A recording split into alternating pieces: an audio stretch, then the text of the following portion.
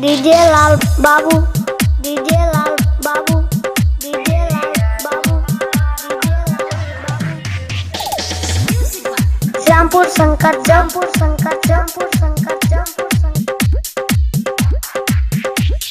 जाए के ना मन करे तोहरा से दूर हो, पैसे के कारण रानी बानी मजबूर हो। सुनता का सुनो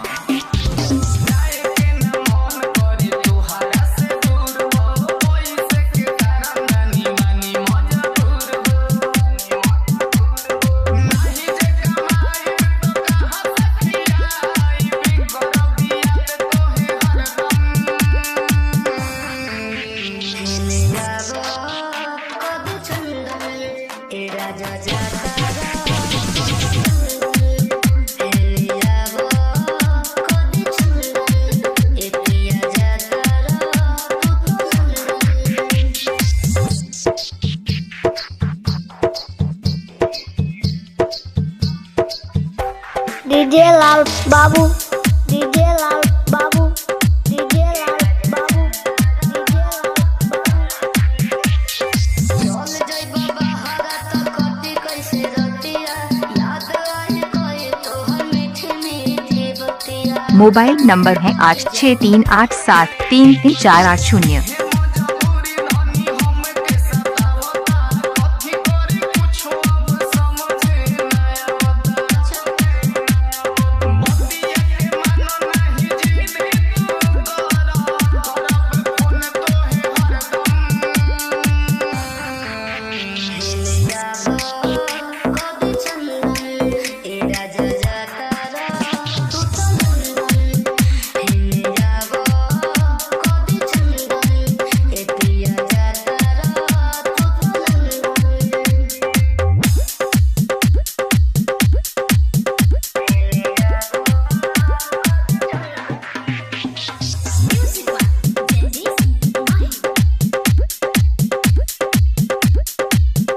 डीजे लाल बाबू, डीजे लाल बाबू, डीजे लाल बाबू, डीजे लाल बाबू। Shyampur Shankar, Shyampur Shankar, Shyampur Shankar,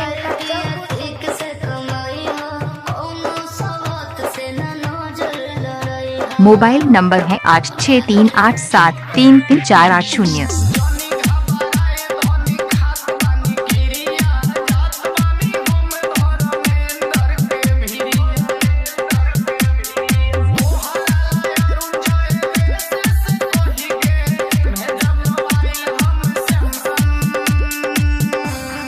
DJ DJ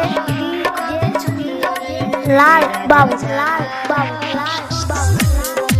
Shyampur Shankar, Shyampur Shankar, Shyampur Shankar, Shyampur Shankar. सिंगिया समस्तीपुर, सिंगिया समस्तीपुर, सिंगिया समस्तीपुर, सिंगिया समस्तीपुर।